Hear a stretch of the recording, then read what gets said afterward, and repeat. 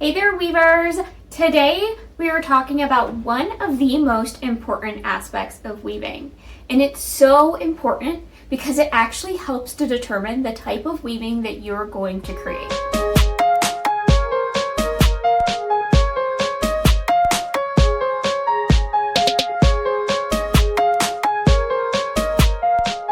So what is this magical aspect of weaving that I'm talking about? Well, that's EPI, also known as your warp set. And your EPI has a very big responsibility, and actually kind of a couple of responsibilities when it comes to your weaving. But first, let's talk about what it actually is. So your EPI stands for your ends per inch, and it very literally means how many ends or how many warp ends you have per inch of your weaving. So one of the first duties of your EPI is to figure out how many warps you have in your weaving total. And in order to do this, you have to do just a little bit of math, but it's okay because I'm going to walk you through it. All right, so for example, let's say we are trying to weave a 10-inch wide weaving with a warp set of 8 ends per inch. So if we think about it, that means that for every inch of our weaving, there's 8 warps. We have 10 inches total. So we're going to multiply our EPI, 8, by our width, 10, and we're going to get our total warp ends, which in this case would be 80. So why is this important? Well, 2 reasons. First reason, for when you're buying your yarn, because when you're buying your yarn, you need to know how much yarn to buy. And your number of warp ends plays an important role in the equations of figuring out how much yarn you need to buy. Now, if you're interested in learning more about planning your weaving and figuring out how much yarn you need, etc., then you can check out my blog post or my ebook where I go even more in depth, including a worksheet for you that you can print out and fill out every time you are planning a weaving. All that information is going to be in the description below. Now, the second reason is because you're going to need to know how many warps you have when you're actually warping your loom. This is really helpful because you know what number you need to count to as you're putting your warps through your reed or your heddle or on your frame loom or whatever you're using. You're going to need to know how many times to do it. So how else is EPI important? Well, let's go back to the definition. EPI stands for ends per inch, but that's not really all it is, because the amount of warps you have per inch of your weaving also determines the spacing between those warps. And while this can change a little bit depending on the thickness of the yarn you're using, generally speaking, the smaller your EPI, the more space you're going to have between each warp, and the larger the EPI, the smaller the space you're going to have between each warp. Now, why is that important? Well, that is what actually helps to determine the type of weaving you're going to be creating. Because if we think about how weaving works, really all it is the interaction between your warp and your weft. And how much they interact helps to determine that weaving. So if you have a lot of space between your warps, when you are weaving up your weft, it means your weft is actually going to compress more because it's interacting less with your warp. Now, the more your weft compresses, the more likely you're going to be ending up with a weft face weaving where you don't see the warp at all.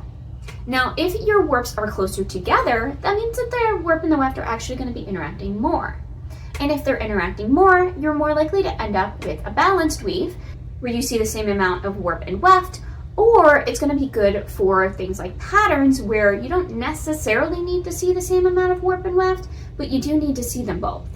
Now, if you have a very dense warp set where there's very little space or basically no space between your warps, well, then you're going to end up with something like a warped faced weaving where you don't see your weft basically at all, except maybe on your salvages. So now that you know what EPI is and why it's important, now we just have to figure out how to figure it out, because that's pretty important too, is knowing how to figure out the EPI so you can use the right one. So if you're buying your weaving yarn online, luckily there is usually just part of the description where it tells you a recommended warp set. So this warp set, though, is usually only for your balanced weavings. Now, if you're weaving a balanced weaving, then that's fantastic and you're good to go. But if you're not weaving a balanced weaving, then we gotta figure some more things out. If you want to weave a weft-faced weaving, all you have to do is divide that number by 2, because that's going to give you double the space between your warps, and that should make sure that your weft can compress completely and cover up all of your warp. Remember what we just talked about? Yeah, it's going to do that. Now, if you have a warp set range, or you're weaving up a pattern, or you're trying out different sized yarns, you're not using the same yarn for warp and weft, then you're going to want to sample it out. And instead of warping up an entire loom to make a sample, then all you have to do is make an EPI sample loom and figure it out from there. All right, so to make our EPI mini sample loom, which is admittedly kind of a long name, so we're just gonna call it our EPI loom, you're gonna need a couple of things. Now, most importantly, you're gonna need some mat board. And I like to use mat board because unlike cardboard, it's not corrugated and therefore it's not squishy. So I think it lasts a little bit longer, it's a cleaner cut, and it's just nicer to work with. Now, if all you have is cardboard, then by all means, just use the cardboard. Don't go out and buy anything new if you don't need to, but if you have some mat board or if you're looking for something that's gonna last a little bit longer, then I definitely recommend some mat board. Whatever color is fine, it doesn't really matter. Then you are also going to need a nice sharp X-Acto knife, pen or a pencil, a ruler, preferably one with a cork backing so it doesn't slide around on you, a self-healing cutting mat, so when you're actually cutting your mat board, you're not cutting into your table. And then when you're actually ready to use it, you'll need some yarn snips or scissors, whatever yarn you're planning on using, and a tapestry needle. So for our EPI mini loom, we want it to be about 4 inches by 4 inches. And that's because we want about 2 inches of testing space or weaving space. And then we have a little bit of extra just so it's easier to hold onto, because if it's too small, it's not going to be comfortable to work with. So we're gonna go ahead and measure out a 4-inch square. It's gonna be nice and easy on this self-healing mat because it is already labeled with our numbers, and of course I'm working on it upside down, but it doesn't really matter. We're just looking for 4 inches. So I'm going to find that 4-inch line and mark that with my pencil. And then I'm going to do the same thing the other way.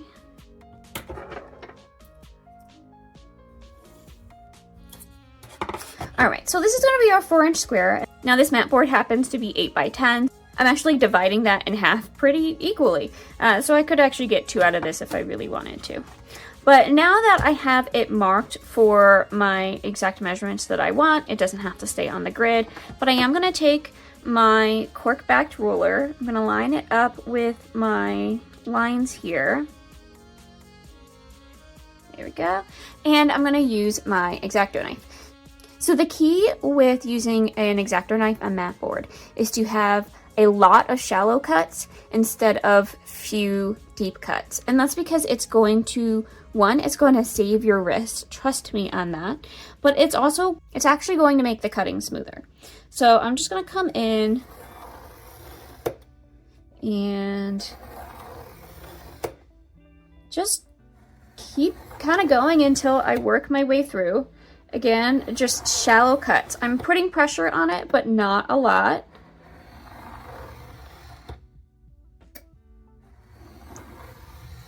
And you're letting the sharp tip of your X-Acto knife do the work.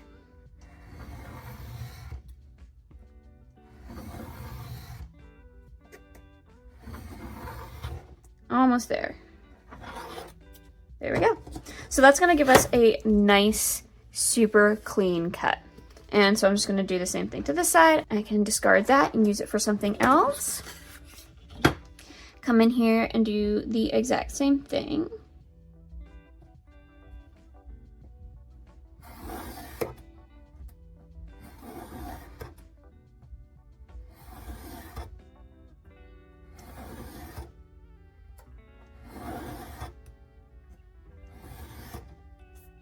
Okay, perfect. All right, so that gives me 2 4-inch squares, and I only need 1 of them right now. So we'll just set that other one aside. And now I'm going to take my pencil and my ruler, And I'm gonna mark out inches on my square. And that's gonna help me for when I'm figuring out my EPI, because if you remember, EPI stands for ends per inch, which means it's important to know where our inches are.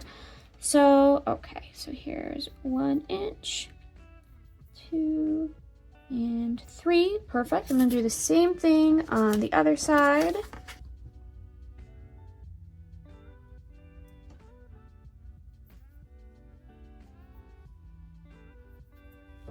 Perfect.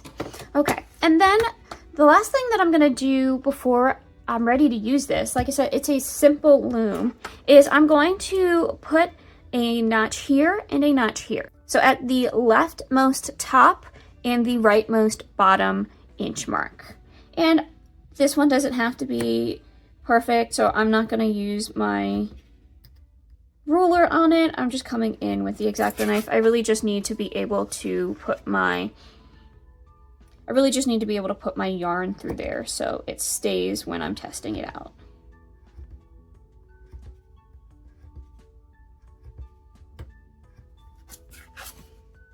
Perfect. So that is the making of your EPI loom. So let's actually use it. So I'm gonna take my yarn here and I'm just going to put it through my little notch. And so this should be, it should be snug enough that that's not going to just come out. It could if I really tried to pull on it, but I'm not gonna do that. So then I'm just gonna take it and I'm going to wrap it around. So just in a big circle. I'm gonna wrap it around my loom. And let's say I want to check this yarn for 6 EPI. Then what I'm going to do is I'm going to make sure that there are 6 warps within each inch of my loom. So that would mean for these 2 inches that I'm going to weave, I would have 12 total warps.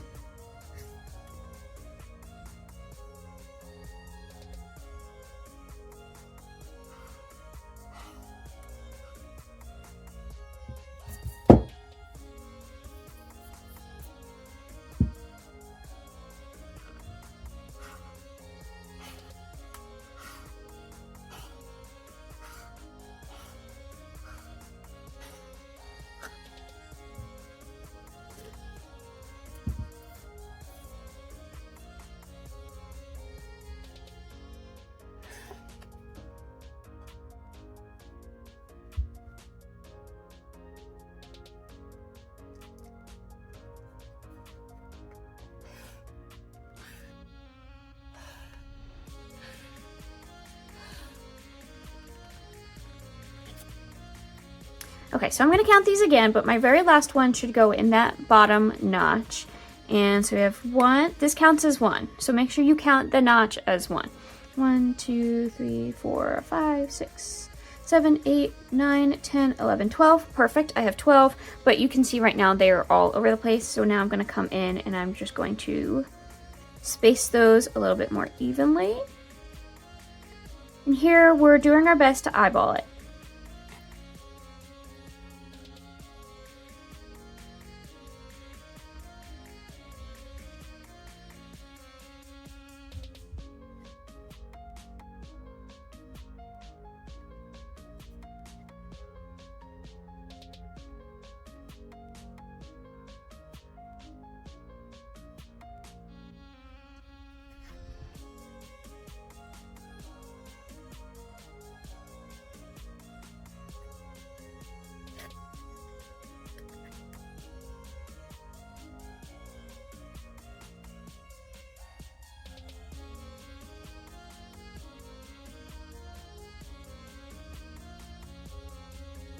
Okay, so that looks pretty even to me. There's probably like a tiny bit of inconsistencies, but that's really, it's gonna be pretty close. So that's gonna do what we want it to do.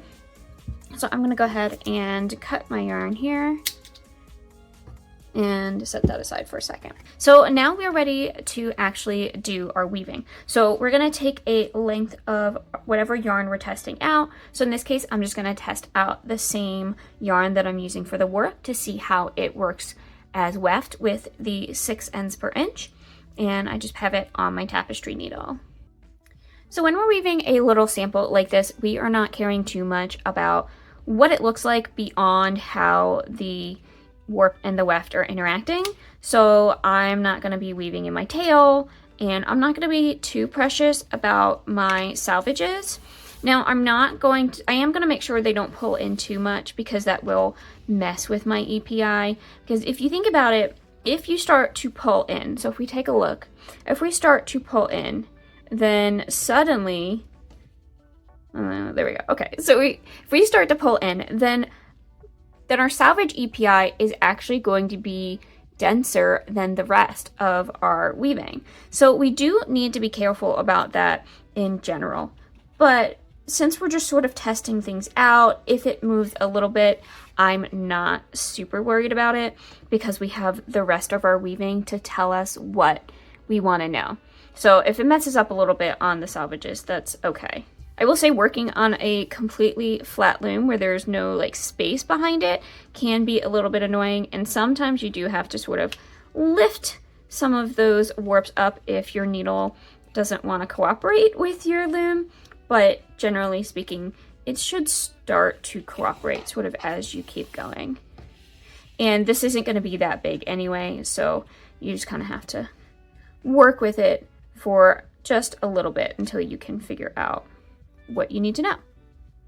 So I am just going to keep going with this for probably about an inch, and because that should give me enough information to know how this warp and weft are going to interact at this warp set.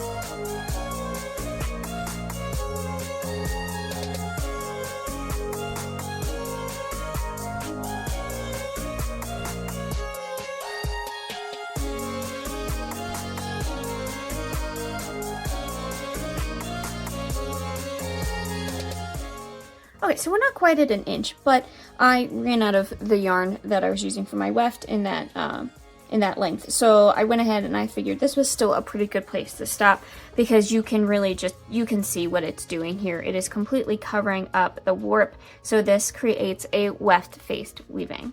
Now, what if we were to take this same yarn and we were to double the EPI? Well, I went ahead and already set up a loom with double the EPI. So this one was 6 ends per inch, and this one is 12 ends per inch. So we can see how this one weaves up. Now I am gonna go ahead and switch to a slightly different color for my warp this time, because I think it'll be a little bit easier to see, because I already know what's gonna happen. So I'm using a lighter warp, so we'll be able to see the difference between warp and weft here. And now I'm just going to start my weaving.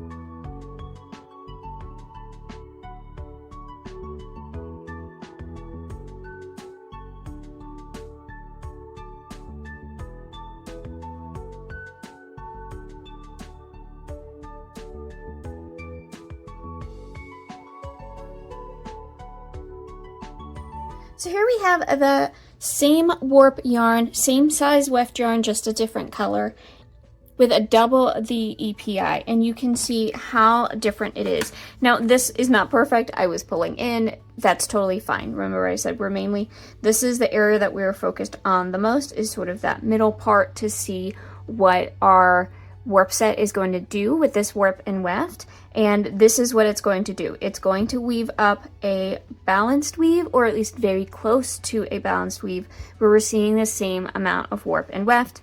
Whereas at half the size, we are seeing no warp at all. So a quick interjection from editing Nicole to say that I actually re-wove the 12 EPI weaving because I beat it way too hard. And just because you can technically beat it that hard doesn't mean that you should.